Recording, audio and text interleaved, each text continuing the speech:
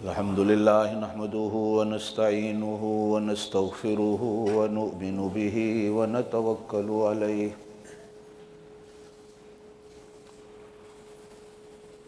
व नऊज़ु बिल्लाहि मिन शुरूरि अनफुसिना व मिन सय्यिआति अमालिना।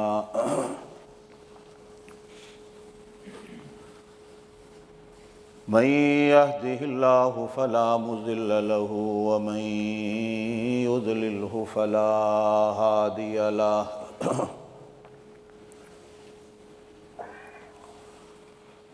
अशहदु अल्ला इलाहा इल्लल्लाहु वहदहु ला शरीक लहु व अशहदु अन्न सय्यदना व सनदना व नबियना व शफीअना मुहम्मदन अब्दुहु व रसूलुहु सल्लल्लाहु अलैहि व अला आलिहि व अस्हाबिहि व बारक व सल्लम तस्लीमन कसीरन कसीरा।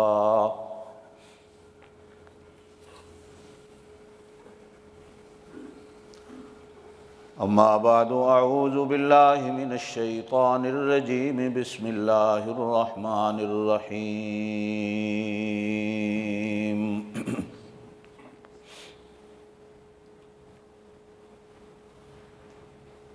कुल इन कुन्तुम तुहिब्बूनल्लाह फत्तबिऊनी युहब्बिबकुमुल्लाहु व यग़फिर लकुम ज़ुनूबकुम वल्लाहु गफूरुर रहीम।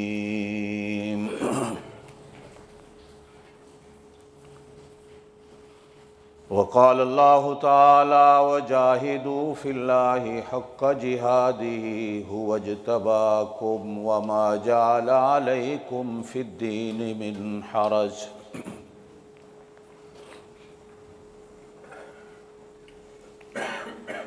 सदक़ल्लाहुल अलीयुल अज़ीम व बल्लगना रसूलुहुन नबियुल करीमुल उम्मियुल अमीन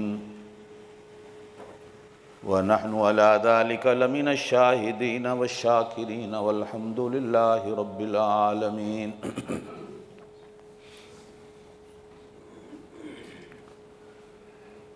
सारे साथी ज़ौक़ और शौक़ के साथ बुलंद आवाज़ से दुरूद पाक पढ़ें। अल्लाहुम्मा सल्लि अला मुहम्मदिन व अला आलि मुहम्मदिन कमा सल्लैता अला इब्राहीम व अला आलि इब्राहीम इन्नका हमीदुम मजीद। अल्लाहुम्मा बारिक अला मुहम्मदिन व अला आलि मुहम्मदिन कमा बारकता अला इब्राहीम व अला आलि इब्राहीम इन्नका हमीदुम मजीद।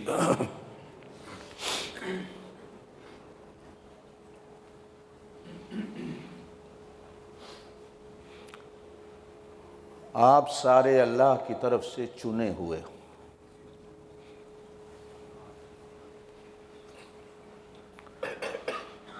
हुवज्तबाकुम, अल्लाह ने तुम्हें चुना है।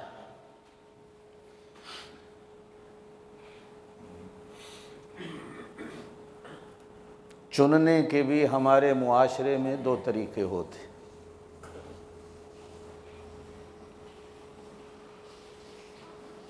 इलेक्शन होता है, कुछ लोग वोटों से चुने जाते,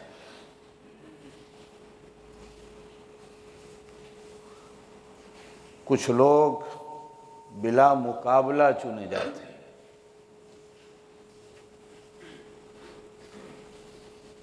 जो बिला मुकाबला चुने जाते हैं उनकी इज़्ज़त, उनकी कदर, उनका मकाम, उनका मर्तबा बहुत ज़्यादा होता है।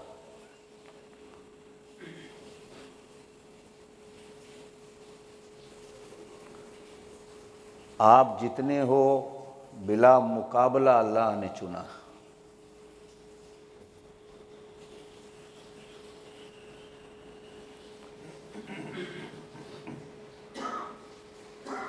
फिर और चुनना भी होता है। कुछ लोग वोटों से चुने जाते हैं, उनको इलेक्ट कहते हैं, और जो बग़ैर वोटों के चुने जाते हैं उनको सेलेक्ट कहते हैं। लोग कहते हैं इलेक्शन हुआ कि सिलेक्शन हुआ। अल्लाह पाक ने आपका, मेरा, हम सब का, इस सारी उम्मत का सिलेक्शन किया।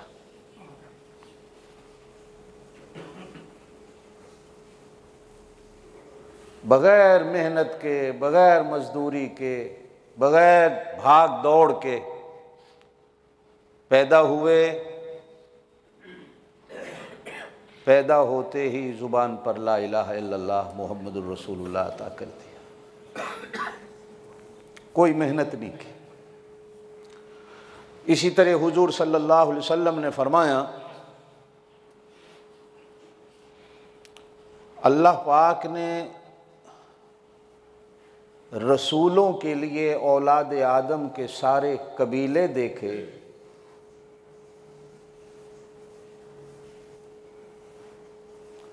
तो सारे कबाइल में से अल्लाह पाक को अरब के लोगों के कबीले सबसे ज़्यादा पसंद आए।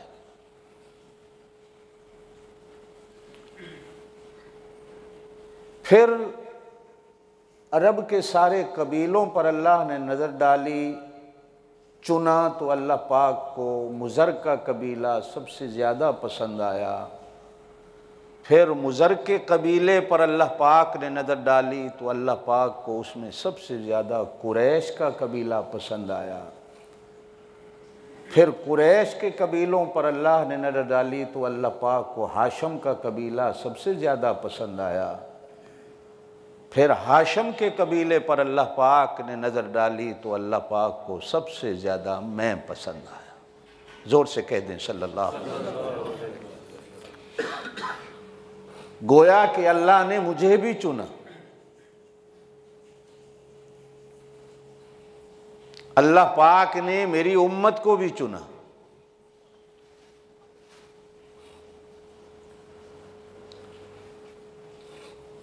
इसीलिए हुजूर सल्लल्लाहु अलैहि वसल्लम ने फरमाया,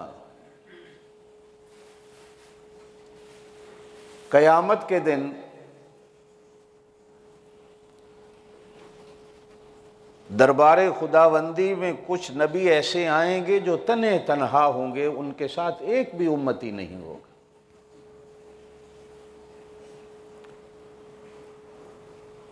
एक नबी ऐसा भी आएगा, हुजूर सल्लल्लाहु अलैहि वसल्लम ने फरमाया, एक उम्मती साथ होगा।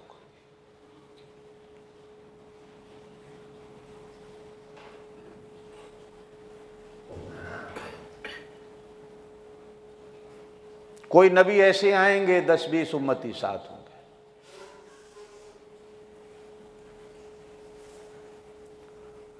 फिर आप सल्लल्लाहु अलैहि वसल्लम ने फरमाया, एक नबी आएंगे जिनके साथ बहुत बड़ी उम्मत होगी।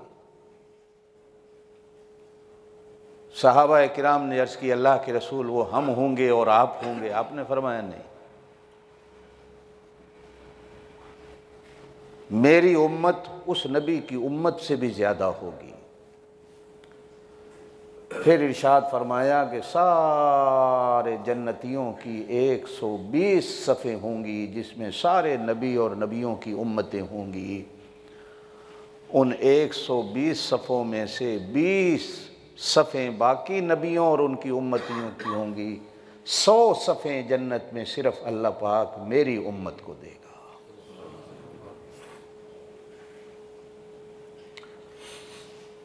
कुरान ने कहा, उम्मतन वसता, तुम दरमियानी उम्मत हो। हालांकि आए बाद में हो, लेकिन फरमाया दरमियानी उम्मत हो।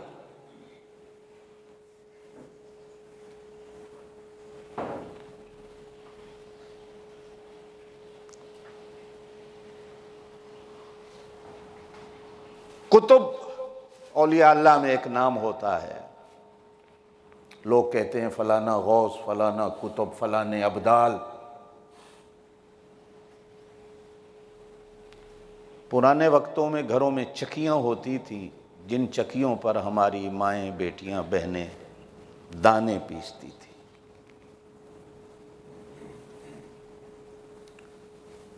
उस चक्की का एक दरमियान होता था, आम तौर पर वो किल्ली जो लकड़ी होती थी घुमाने वाली, वहाँ फिट होती थी। अरबी ज़ुबान में उस दरमियान वाली किल्ली को कुतुब कहा जाता।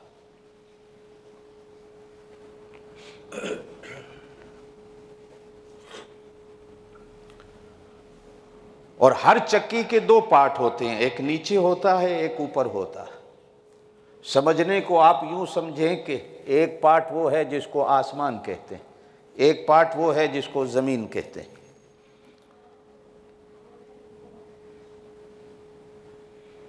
और इन दोनों के दरमियान में जो मुट्ठी है, जो लकड़ी है, वो तुम हो। ये टूट गई तो ऊपर वाली भी बेकार, नीचे वाली भी बेकार, किसी काम की चक्की नहीं रहती। इसी को संभालना होता जिससे वो चक्की चलती। उलमा ने लिखा है, मालूम होता है कि जमीनों आसमान की चक्की इसी उम्मत की बरकत से चल रही है, इसलिए ये उम्मत उम्मत वसत है। दुआ करो ये खैर से चलती रहे। जिस दिन ये चलनी बंद हो गई, वो भी चलना बंद हो जाएगा, ये भी चलनी बंद हो जाएगी।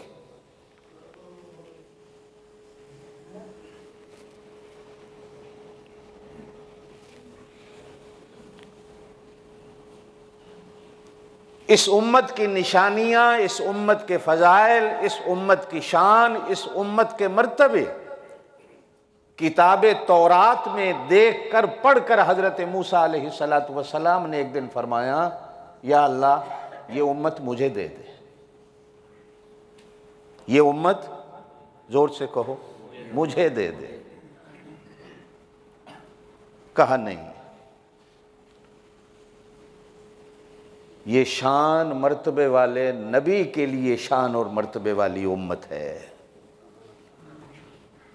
बेशक तो मेरा कलीम है, बेशक तो मेरा नबी है, साहिब किताब रसूल है, लेकिन तू अभी उस मर्तबे तक नहीं आया जो इस उम्मत के नबी का मर्तबा होगा।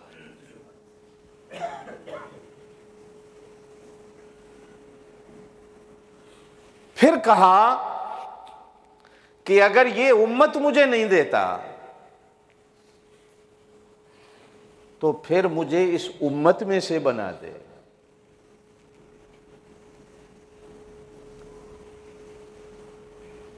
इरशाद फरमाया, हुवा जितबाकुम, वो चुने गए। तू अपनी जगह पे चुना गया, वो अपनी जगह पे चुने गए। जिनको मैंने चुन लिया वही उम्मती बनेंगे।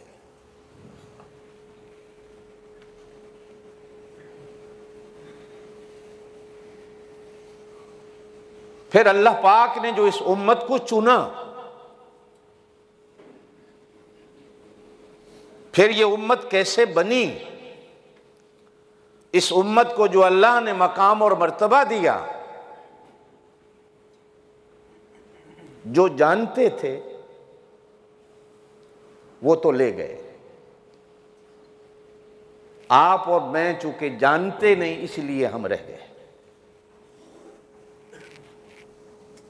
लेकिन फिर भी लाखों नहीं करोड़ों बार उसका शुक्र अदा किया करो।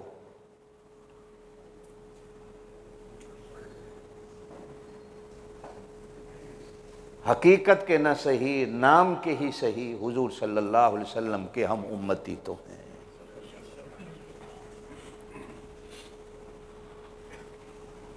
वो कहते हैं कि किसी खान साहब का एक घोड़ा था, बड़ा कीमती था, बड़ा खूबसूरत था। उसके पीछे चोर डाकू भी लगे हुए थे कि किसी टाइम इसको चुरा लें।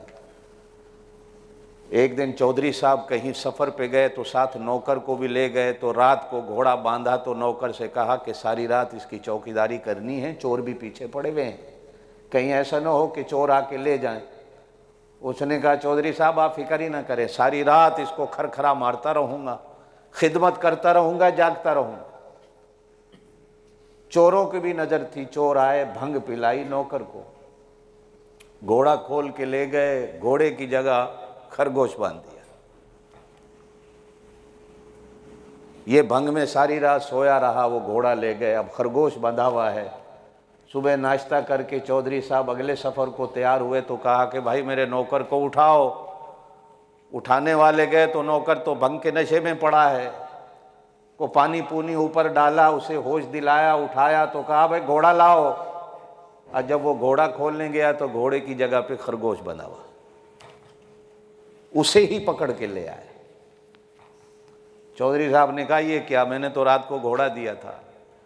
कहने लगा जी सारी रात खरखरा मारता रहा हूँ, घिस घिस के ये इतना ही रह गया, शुक्र करो इतना रह गया, अब इसे ही कबूल कर लो। हमने अपने आप को इतने खरखरे मार दिए, इतने खरखरे मार दिए, अंदर को भी बाहर को भी, हम यही रह गए। फिर भी शुक्र करो खुदा का कि अल्लाह पाक हमें कबूल कर ले, अल्लाह हमें कबूल कर ले। हदीस पाक में आता है, हज़रत उम्मु साहिब रज़ी अल्लाह तआला अन्हा सहाबिया थी अल्लाह के रसूल की,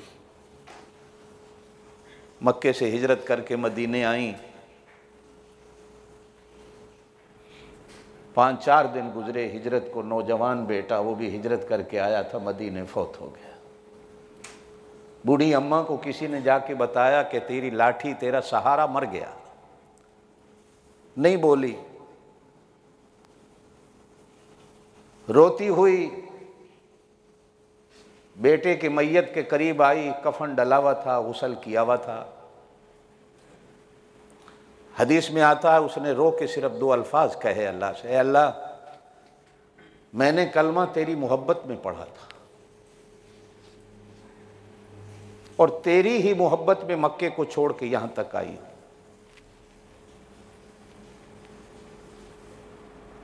दुश्मन यूं ना कहें, मजा ले लिया है इस्लाम का और हिजरत का कि जाते ही बेटा भी चला गया, बस दुश्मन को मौका ना दे। हदीस में आता है मरने वाला कफन को फाड़ के उठ के बैठ गया। हालांकि बुढ़िया ने यूं नहीं कहा इसे जिंदा कर दे, सिर्फ इतना कहा कि दुश्मन को मौका ना दे।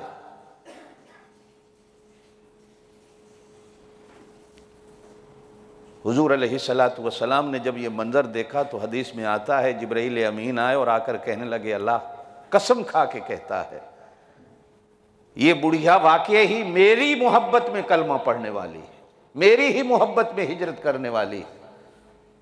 आज इसके मुंह से निकले हुए अल्फाज हमें इतने पसंद आए कि हमने इसके मुर्दा बेटे को जिंदा कर दिया। अगर को हमारा हो जाता है तो फिर हम उसके हो जाते। कभी उम्मत ये थी।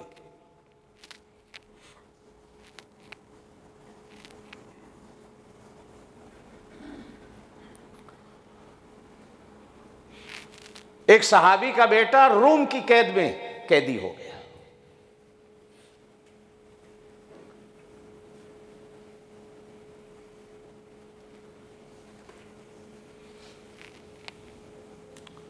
वो सहाबी अस्कलान के रहने वाले थे, जो सऊदीया का बॉर्डर है, आगे उर्दन शुरू हो जाता है, वो इलाके शुरू हो जाते हैं।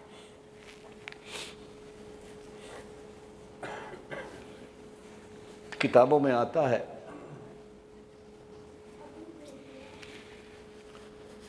जब फजर की अजान होती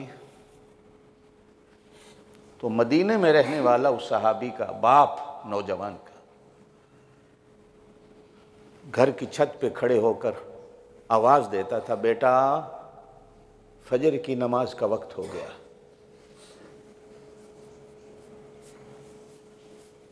बेटा कसम खा के कहता है कि रूम की कैद में पड़ा हुआ मैं अपने बाप की आवाज को सुन लेता था, नमाज का वक्त हो गया। फिर इसी तरह जब जोहर का वक्त आता था तो अब्बा छत पे चढ़ के कहता था, बेटा जोहर की नमाज का वक्त हो गया है। असर मगरिब इशा की नमाजों का वक्त होता था तो छत पे चढ़ के सिर्फ आवाज़ देता था, बेटा नमाज का टाइम हो गया है। हज़ारों मील दूर पड़ा जेल में नौजवान अपने बाप की आवाज़ को इस तरह सुनता था जिस तरह अब्बा जेल की दरवाजे पे खड़ा होकर आवाज़ देता। कभी ये उम्मत ऐसी थी।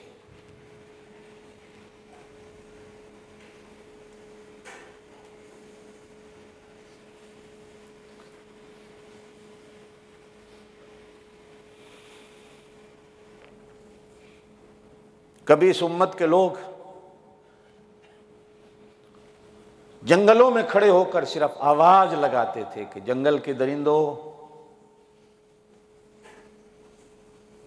आज के बाद इस जंगल में हमने रहना है।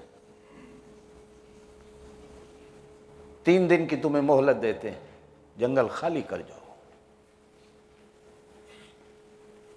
50 मील मुरब्बा में बसा हुआ जंगल 3 दिन में दरिंदे खाली कर देते थे।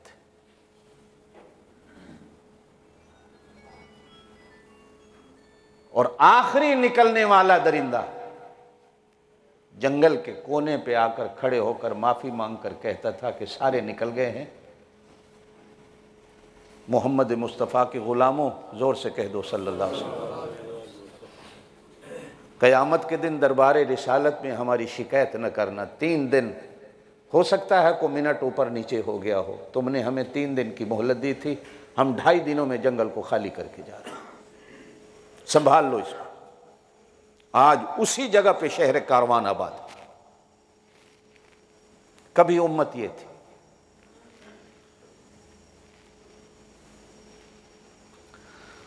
हजरत सलमान फारसी रजी अल्लाह ताला अन्हु फारिस ईरान को कहते हैं।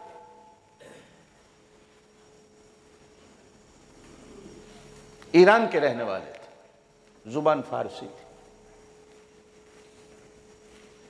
किताबों में आता है इस उम्मत में सबसे ज्यादा उम्र हजरत सलमान फारसी की हुई है। 250 साल उम्र पाई हजरत सलमान फारसी।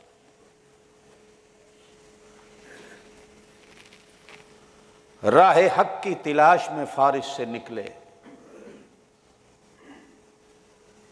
कभी किसी मंदिर का घंटा खटखटाया,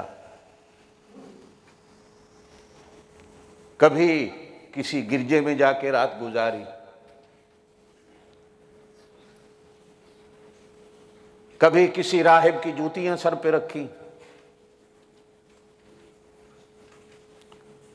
कभी किसी अहबार और रुहबान के सामने हाथ बांध के खड़े रहे कि राह हक मिल जाए। जाते जाते जाते जाते उम्र के आखिर में एक गिरजे के राहिब ने कहा कि राह हक बताने वाला मदीने में आने वाला है, खजूरों के बागों की एक आबादी होगी, वहां आएगा जो कहेगा मैं अल्लाह का सच्चा रसूल हूं।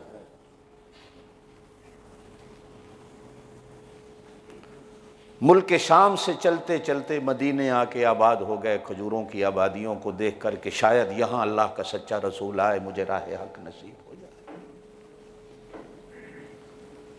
कहते हैं कि एक दिन मैं खजूर के दरख्त पे चढ़ा हुआ था, खजूरें तोड़ रहा था। अचानक नीचे से मेरे बाग के मालिक के भतीजे ने आके एक खबर दी कि वादी कुबा में एक आने वाला आया है जो कहता है मैं अल्लाह का रसूल हूं, और लोग उसके हाथों पे बैत कर रहे हैं।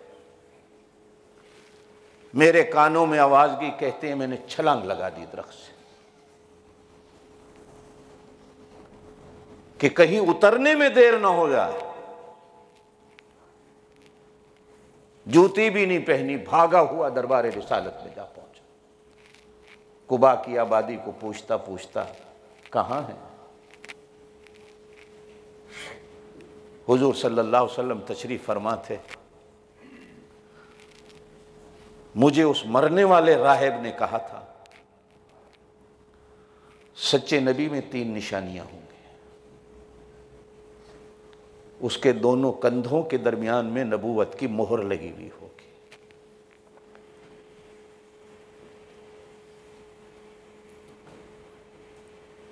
मैं जो पहुंचा दरबार रिसालत में, ऐसे मालूम होता था कि मेरे आने से पहले ही जिब्रील आकर बता गए कि ये बंदा मोहरे नबूवत को देखने आया है। मैं खड़ा हूं, अचानक हुजूर सल्लल्लाहु अलैहि वसल्लम की मेरे ऊपर नज़र पड़ी तो हुजूर ने अपने गरेबान के बटन खोल कर कमीज़ को ऐसे कर दिया।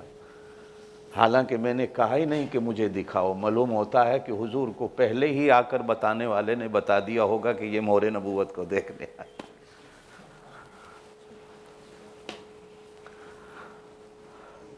हुजूर ने कमीज़ को यूँ किया, मुझे मोहरे नबूवत जो नज़र आई, मैं दौड़ के गया, मोहरे नबूवत को बोसा दिया, हुजूर के हाथों में हाथ देकर ला इलाहा इल्लल्लाह मुहम्मदुर रसूलुल्लाह पढ़ा। कभी उम्मत ऐसी थी कि फिर वो हाल हुआ मेरा कि मुहाजिर कहते थे कि सलमान मुहाजिर है, अंसार कहते थे कि सलमान अंसार है। एक दिन ऐसा आया कि मस्जिद नबी में दोनों लड़ पड़े। वो कहें ये हमारा है कि ये पहले से मदीने रहता था, हालांकि 6 महीने मुझे मदीने में आए हुए हो गए थे। वो कहें ये हमारा है, वो कहें ये हमारा है। दोनों का जब झगड़ा बढ़ने लगा तो हुजूर अलैहिस्सलातु वस्सलाम ने दोनों को यूं चुप कराया, ये हम सब का है। जोर से कह दो सुभान अल्लाह। बल्कि यूं फरमाया सलमानु मिन्ना, ये हम में से है। और फिर साथ ही कह दिया कि हम में से मतलब क्या है कि ये मेरे अहले बैत में से है, ये मेरा है। कभी उम्मत इन चीजों पे झगड़ती थी, उम्मत नमाजों पे नहीं झगड़ती थी, उम्मत दाढ़ियों और टोपियों पे नहीं झगड़े करती थी, उम्मत कभी कौमों और जुबानों पे नहीं लड़ती थी, उम्मत कभी फिरकों पे नहीं लड़ती थी।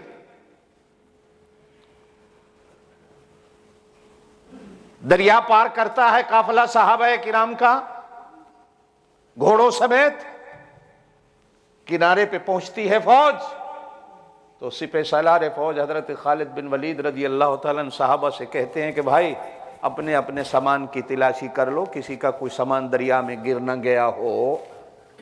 हर कोई अपने सामान को देखता है तो एक गरीब मुजाहिद खड़े होकर कहता है, सरदार मेरा मट्टी का प्याला था, वही मेरी एक दौलत थी, वही खजाना था, वो दरिया में गिर गया। तो हजरत सलमान फारसी दरिया की मौजों को कहते हैं, हजरत खालिद बिन वलीद दरिया की मौजों को कहते हैं कि ऐ दरिया की मौजों, तुम्हें पता नहीं हम कौन हैं, और तुम्हें ये पता नहीं कि हम जा कहाँ रहे हैं, तुम्हें ये पता नहीं कि हम निकले क्यों हैं, तुम्हें ये पता नहीं कि हम आए कहाँ से हैं। अगर कयामत वाले दिन इन सवालों से बचना है और अपनी हिफाजत करनी है तो 1 मिनट के अंदर अंदर इस गरीब मुजाहिद का प्याला वापस कर दो। आज भी तारीख के वर्के ये बात बताने पे मजबूर हैं कि एक लहर ऐसी उठी कि वो मट्टी का प्याला लिए हुए हजरत खालिद बिन वलीद रजी अल्लाह तआला अन्हु के पैरों में डालती है और हजरत खालिद बिन वलीद उसे उठाकर उस मुजाहिद के हवाले करते हैं और पानी की मौजों से आवाज़ आती है, मोहम्मद के ग़ुलामों, हमने तुम्हारी अमानत तुम्हारे हवाले कर दी है, कहीं क़यामत के दिन हमारी दरबार रिसालत में शिकायत न करना। कभी उम्मत ये थी।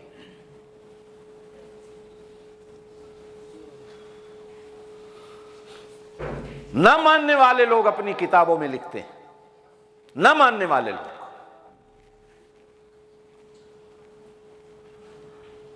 कि मोहम्मद मुस्तफ़ा सल्लल्लाहु अलैहि वसल्लम के जहां और एहसानात हैं इंसानों पर, वहां उनमें से एक सबसे बड़ा एहसान यह है कि वो अबू बकर, उमर, उस्मान, अली इनको बनाकर इस उम्मत के हवाले कर गए,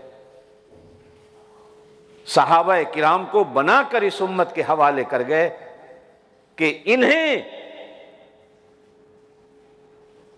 अपने लिए नमूना बना, इन्हें अपने लिए नमूना बना। जिसने मुझे देखना है वो इनको देख ले।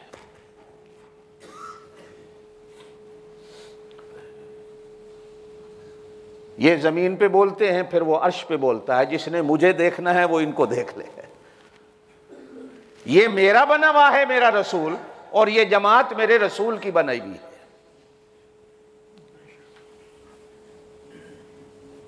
कभी उम्मत ये थी, लगाता था तू जब नारा,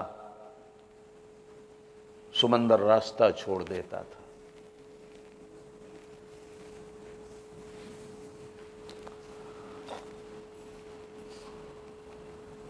हजरत सफीना रजी अल्लाह ताला शेर पे सवारी करते हुए नजर आए और उसे भी छांटे लगाते हुए नजर आए,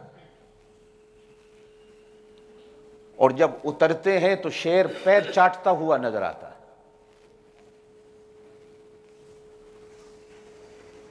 देखने वाले हजरत सफीना से पूछते हैं ये मंदिर क्या है, इस पे सवारी? कहा कि भाई तुम आगे निकल गए, मैं जंगल में पीछे रह गया, अचानक सामने ये आ गया। एक लहजा तो मैं डरा कि कहीं इसका लुकमा ना बन जाऊं, लेकिन फिर जुर्रत आई, मैंने कहा इसे कि ऐ शेर जंगल के बादशाह, तुझे पता नहीं मैं कौन हूं और मैं कहां जा रहा हूं, क्यों जा रहा हूं, कहां से आया हूं? बस कहने की देर थी कि ये मेरे सामने मेरे पांव चाट रहा है और मुझे चलने नहीं दे रहा। मैं चलता हूं तो ये सामने आकर बैठ जाता है। मैं समझा कि अब ये कहता है मेरे ऊपर सवारी करो, तुम्हें मंजिल पे मैं छोड़ आता हूं। अब ये तुम्हें देखा मैंने, अब मैं उतरने लगा तो ये उतरते हुए मेरे पांव चाट कर माफी मांग रहा है, कहीं गुस्ताखी हो गई हो तो मुझे माफ कर दे। कयामत के दिन कहीं मेरा केस दरबारे रिसालत में न चला जाए कि मैंने मोहम्मद मुस्तफ़ा सल्लल्लाहु अलैहि वसल्लम के गुलाम को तकलीफ दे दी। कभी उम्मत ये थी।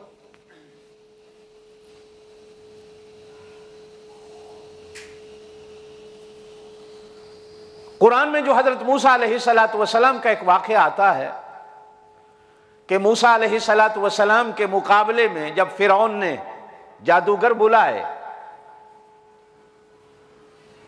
तो दस्तूर ये था उस वक़्त, आज भी है, जितनी टीमें होती हैं, जितने मुकाबले करने वाले होते हैं, उनका एक मखसूस लिबास होता, हर एक टीम की अपनी एक यूनिफॉर्म होती। तो उस जमाने में भी ये था कि जब मुकाबले में मैदान में लोग उतरते थे तो एक जैसा लिबास पहना जाता था। हजरत मूसा अलैहिस्सलातु वस्सलाम अपनी नबूवत वाला लिबास पहन के आए।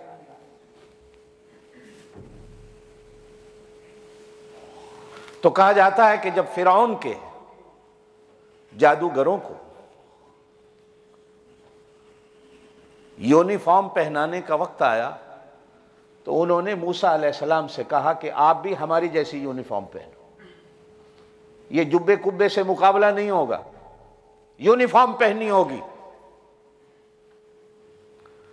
तो मूसा अलैहिस्सलातु वस्सलाम ने कहा भी मैं तो नबी हूं, मैं तो अपने इसी नबूवत वाले लिबास में रहूंगा, मुकाबला करना है करो, नहीं करना है ना करो। जब कोई सूरत न बनी मूसा अलैहिस्सलातु वस्सलाम को मनवाने की, तो आखिर फिरौन ने यूं कहा कि चलो मेरे नजूमियों को भी यही लिबास पहना दो जो मूसा ने पहना, चलो आज यही यूनिफॉर्म कर लेते।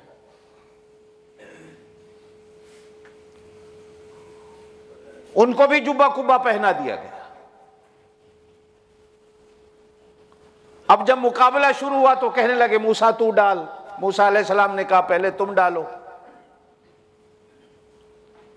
अब उन्होंने जो लाठियां डाली तो सांप बन गई, रस्सियां डाली तो सांप बन गए। अब मूसा अलैहिस्सलातु वस्सलाम को भी अल्लाह ने कहा अपनी लाठी डालो।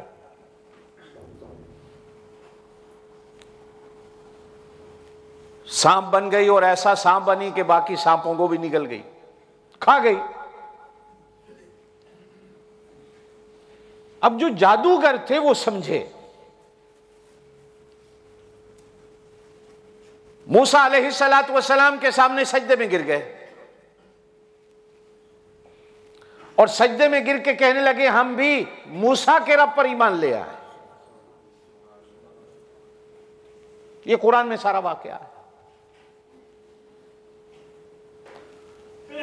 फिरौन ने कहा कि मैं तुम्हारा सीधा हाथ उल्टी टांग कटवा दूंगा, सूली पे चढ़ा दूंगा। तुमने भरे दरबार में मेरी बेइज्जती कर दी और मूसा की बात को मान लिया। मुफस्सिरीन ने लिखा है दूसरे ही दिन इस जीत और फतेह की खुशी में मूसा अलैहिस्सलातु वस्सलाम जबल तूर पे गए और अल्लाह पाक से अर्ज की अल्लाह मैं माजरा समझा नहीं, कहा तो तूने मुझे था कि फिरौन के मुकाबले में जाना है,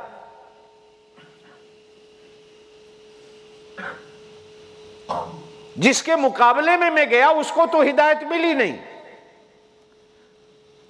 और जिनके मुकाबले के लिए तूने भेजा ही नहीं था वो तो वहां बंदोबस्त हो गया कि जादू का मुकाबला आ गया, उनको तूने हिदायत दे दी। और जो असल बेईमान था उसको हिदायत ही ना मिली। ये कह के तूने मुझे भेजा था कि जाओ फिरौन के पास, इज़हब इला फिरऔन इन्नहु तगा, जा फिरौन के पास, वो बड़ा सरकश हो गया। तो अल्लाह पाक ने जो जवाब दिया जबल तूर पे हजरत मूसा अलैहिस्सलातु वस्सलाम को, वही आपको समझाना चाहता हूं। कहा मूसा, आज अगर वो बेईमान तेरे जैसा लिबास पहन लेता ना तो मैं उसको भी ईमान दे देता।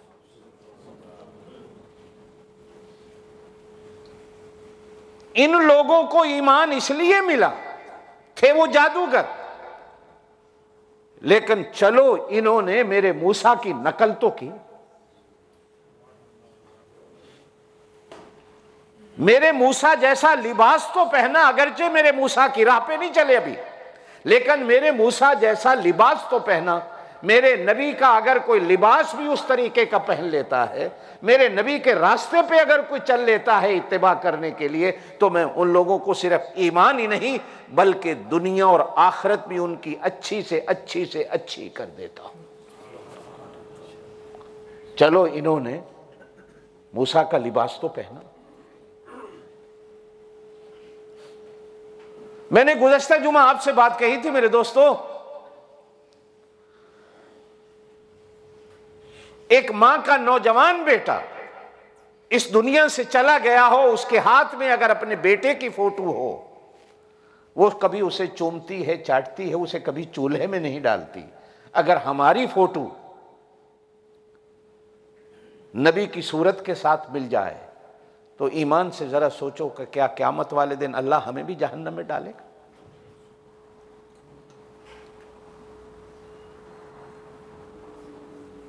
अगर मैं अपने घर की तस्वीर, अपने मन की तस्वीर, अपने मन की तस्वीर और धन की और तन की और मन की सारी तस्वीरें हुजूर अलैहिस्सलातु वस्सलाम जैसी बना लूं, मैं लिबास हुजूर अलैहिस्सलातु वस्सलाम जैसा बना लूं,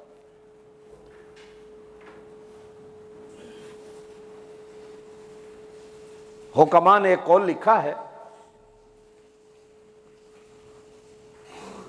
सियाने लोगों की एक बात है कि मर्द अगर, नौजवान अगर औरतों वाला लिबास पहनना शुरू कर दे, 6 महीने, साल, 2 साल के बाद यकीनी बात है वो औरत बन जाए, उसकी मर्दानगी ही खत्म हो जाएगी। अच्छा खासा मर्द नौजवान हिजड़ों वाला लिबास पहनना शुरू कर दे, 6 महीने के बाद उसके हाथ पांव हिजड़ों की तरह ही हिलना शुरू हो जाए।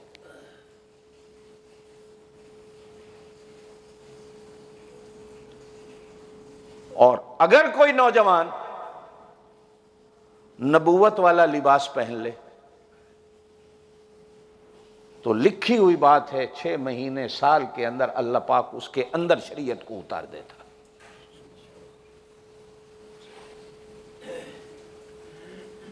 इसीलिए हुजूर अलैहिस्सलातु वस्सलाम ने उन नौजवानों पर लानत फरमाई जो औरतों का लिबास पहनते, उन औरतों पर लानत फरमाई जो मर्दों का लिबास पहनते। हुजूर सल्लल्लाहु अलैहि वसल्लम ने फरमाया जो अल्लाह की तख्लीक है उसी पे रहो।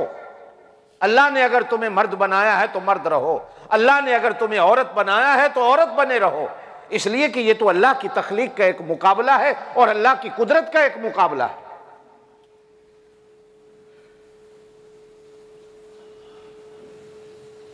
मेरे दोस्तों, हमें आप दोस्तों से कोई हसद और बुग़्ज़ नहीं होता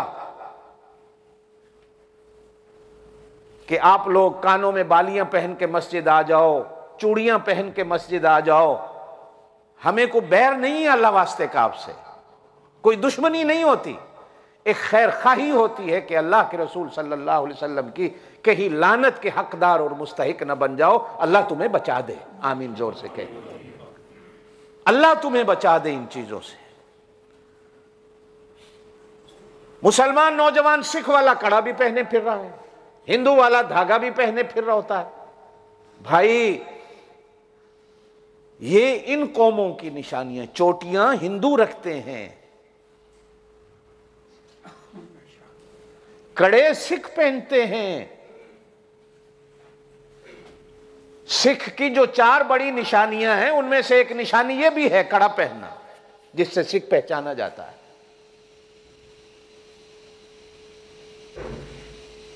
मुसलमान की तो यह पहचान नहीं रखी गई। मुसलमान की पहचान कुछ और है।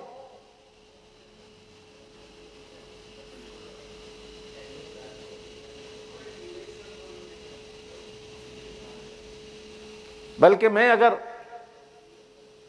फतवे की सूरत में भी कह दूं तो शायद मैं गलत नहीं होगा। अगर किसी दोस्त ने सिर्फ अपने सिख दोस्त को खुश करने के लिए कड़ा पहना, वो अगर नमाज में आके खड़ा हो गया तो उसकी नमाज नहीं होगी, इसलिए कि उसने अल्लाह की रजा को छोड़कर एक सिख को राजी करने के लिए पहना। किरपान पहन लो सिर्फ एक अपने उसको खुश करने के लिए। किताबों में आता है होली का दिन आया जो हिंदुओं की है, हर कोई रंग लगा के फिर रहा है, तो हिंदुस्तान ही में एक आदमी पान खाता हुआ मुसलमान गुजरा तो आगे गधा खड़ा था। तो गधा बेचारा कोई रंग नहीं था उस पे, ऐसे ही खाली खड़ा हुआ है। तो मुसलमान अपने पान की पीक उसके ऊपर फेंक कर कहता है कि चलो हम भी तुझे होली का रंग लगा दें।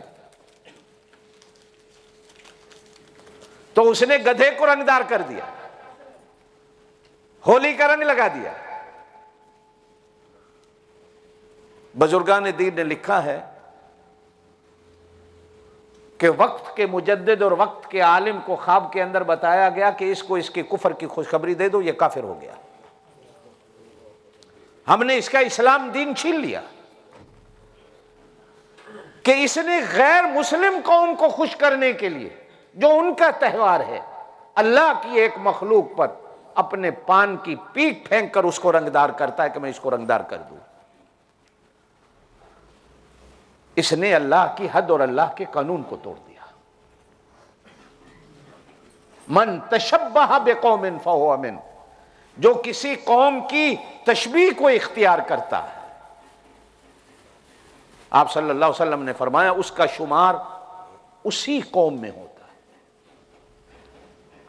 जो किसी कौम की मुशाबत को इख्तियार करता है। मुसलमान के लिए मुशाबहत, मुसलमान के लिए नमूना, मुसलमान के लिए राह सिर्फ और सिर्फ हुजूर अलैहिस्सलातु वस्सलाम की जाते अक़दस है, सहाबा किराम की जाते हैं। इसके अलावा मुसलमान के लिए कोई राह नहीं है।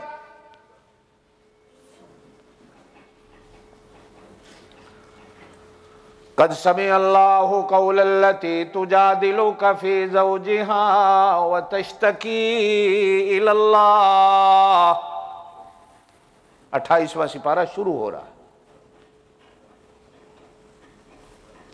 एक दर्द की मारी हुई औरत मेरे पाक नबी के दरबार में आई, दुखों की मारी हुई, अपना दर्द सुनाने आई, अपना दुखड़ा नबी को सुनाने आई।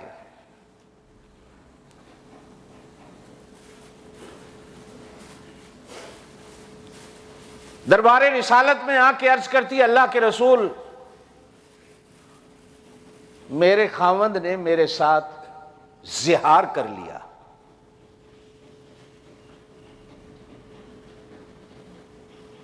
अब आप नहीं समझते जिहार क्या है, कुरान अगर आप पढ़ें तो आपको समझ आए।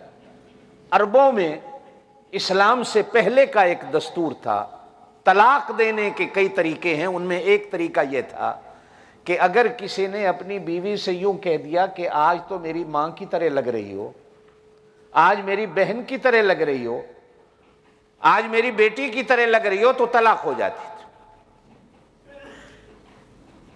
भरा भराया घर उजड़ जाता था और अरब में यह दस्तूर था।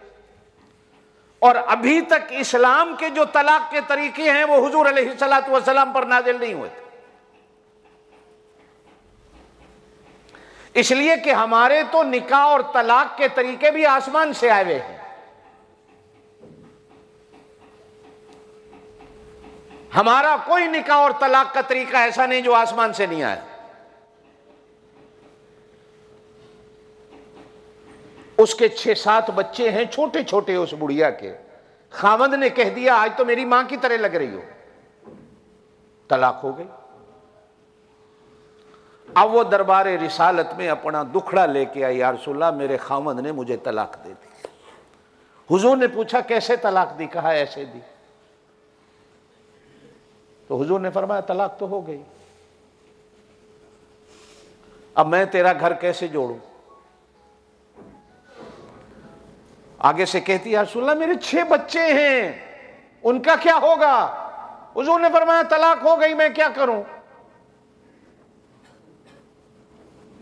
कहा हर एक के मसले हल करते हैं, मेरा भी हल करो। कहा मैं तो हर एक के उस वक्त हल करता हूं जब वो मुझे बताता, उसने अभी तक मुझे बताया ही नहीं। कहा या रसूल अल्लाह ये रोटी कहां से खाएंगे, मैं बूढ़ी हो गई, कमा सकती नहीं। कहा तलाक हो गई, अब मैं क्या करूं?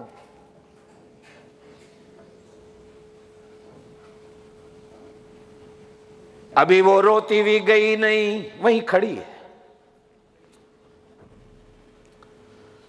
कहने लगी अच्छा अगर आप कोई फैसला नहीं करते तो फिर मैं शिकायत उसके दरबार में लगाती हूं।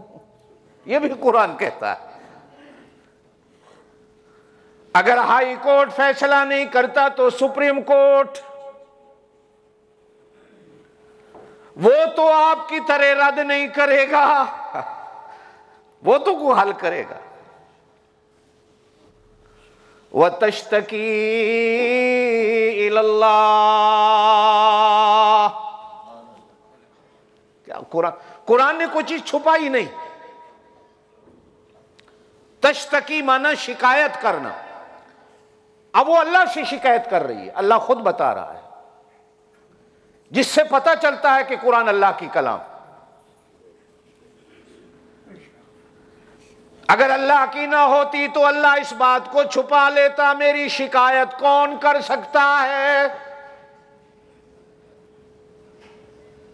इसलिए अल्लाह कुरान में कहीं कहता है वलन तजिद लिसुन्नतिल्लाहि तब्दीला वलन तजिद लिसुन्नतिल्लाहि तहवीला।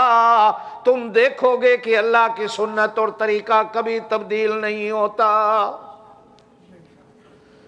लेकिन कुर्बान जाऊं कभी उम्मत में ऐसी औरतें भी मौजूद थीं, कभी ऐसे बूढ़े और नौजवान और बच्चे भी मौजूद थे, जब वो अल्लाह से शिकायत करते थे तो अल्लाह पाक भी अपने कानून को बदल देता था।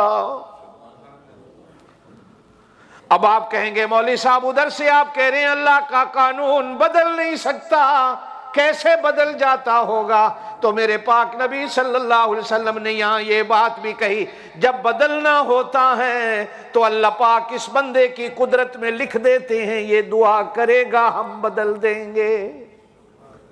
हम ये भी लिख देते हैं जब कभी बदलना होता। और कभी कभी उम्मत के लोग अल्लाह को ऐसे महबूब और पसंद होते हैं, हुजूर अलैहिस्सलातु वस्सलाम ने फरमाया अगर वो कसम खा के बात करें तो अल्लाह की कसमें पहाड़ भी चलने लग जाएंगे। कुछ लोग ऐसे भी होते हैं दुनिया। अभी गई नहीं कद समी अल्लाह। उलमा ने कद के 2 माने किए, लकद कुरान में आ जाए या कद आ जाए 2 माने। एक माना कसम का है कि अल्लाह कहते हैं कसम है मुझे मेरी अपनी, अल्लाह अपनी कसम खाता।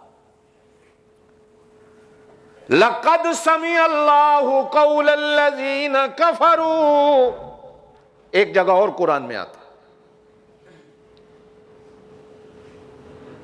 जब हुजूर सल्लल्लाहु अलैहि वसल्लम ने लोगों को ज़कात का हुक्म दिया कि कुरान ने ज़कात का कानून बनाया, अल्लाह को दे जाओ, यहूदियों के कानों में आवाज गई, मदीने के बाजारों में चौकों में खड़े होके कहने लगे मुसलमानों का रब गरीब हो गया, बंदों से ज़कात मांगता है।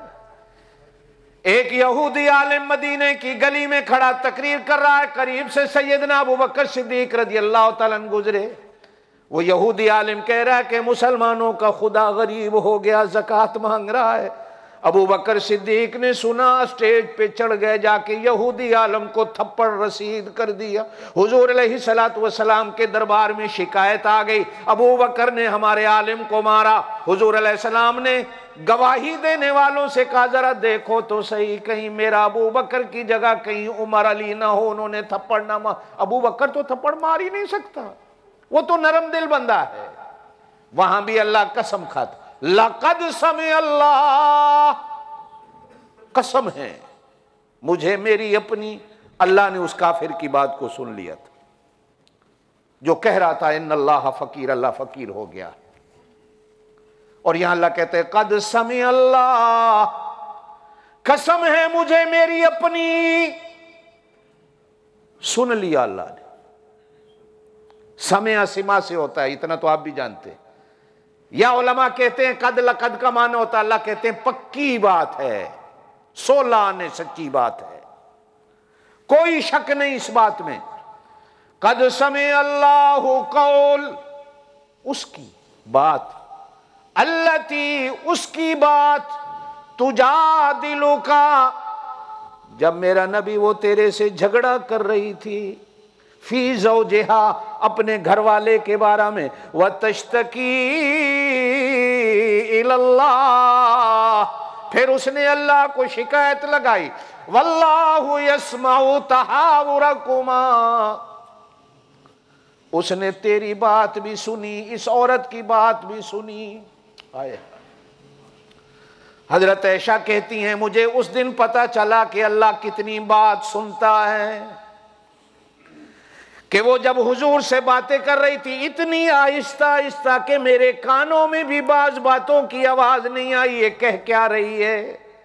लेकिन अल्लाह कहते हैं वल्लाहु यस्माउ तहावुरकुमा, हजरत ऐशा कहती है मैं करीब बैठी नहीं सुन सकती, वो अर्श पे बैठा सब कुछ सुन रहा था,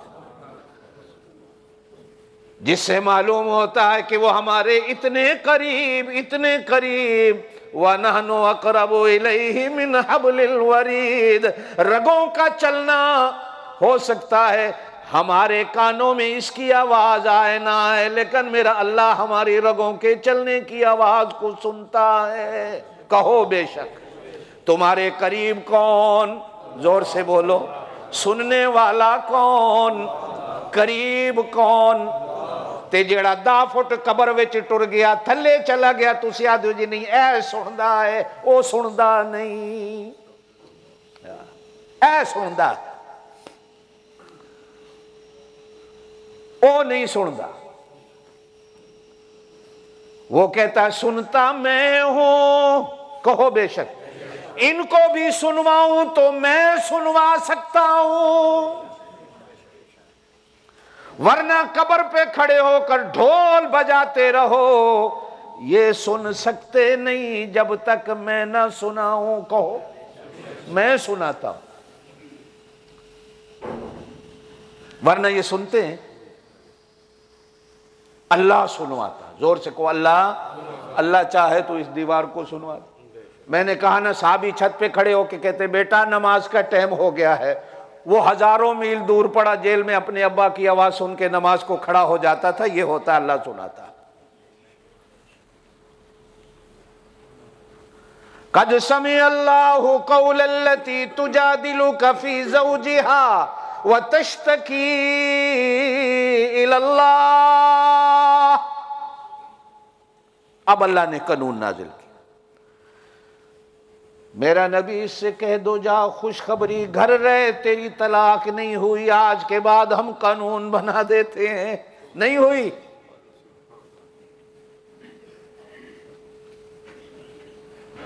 शुक्र है ये कुरान में, कहो शुक्र है ये। हाँ, कुरान में ना होता तो मौलवी कहते हो गई, हो जाती है, मौलवी कहते हैं नहीं हुई, नहीं होती, मौलवी कहते हैं हो जाती है। आखिर जी 100 दफा भी तलाक दे वो तो हिक होती है, त्राए हिक होती है। इस मौलवी को जूते मारो, 100 गिनो एक, क्यों जी? मारते जाओ मारते जाओ मारते जाओ, कैसा हो, कौन नहीं, एक हुआ है। 3 तलाकें दे बैठता है, मौलवी कहता नहीं एक कोई है।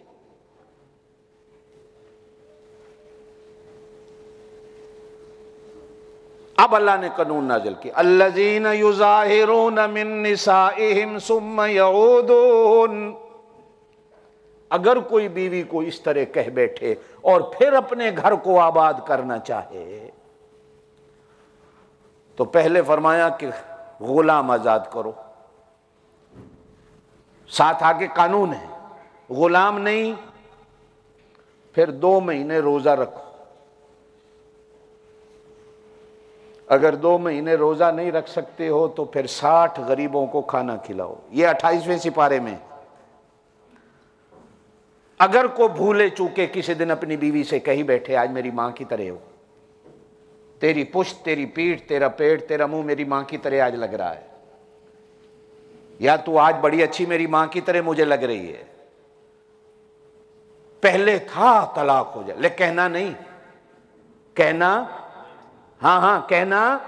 अगर अल्लाह न करे को कह बैठे तो फिर कहा कि गुलाम आजाद कर। गुलाम नहीं मिलता तो फिर जोर से कहो, जोर से बोलो, 2 महीने रोजे रखो। और अगर 2 महीने रोजे नहीं रख सकते हो तो फिर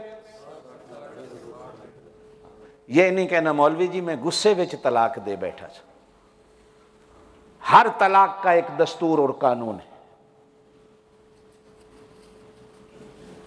तलाक दे के आ जाते हैं, इतने सियाने हैं, साथ एक मिठाई का डब्बा भी ले आते हैं।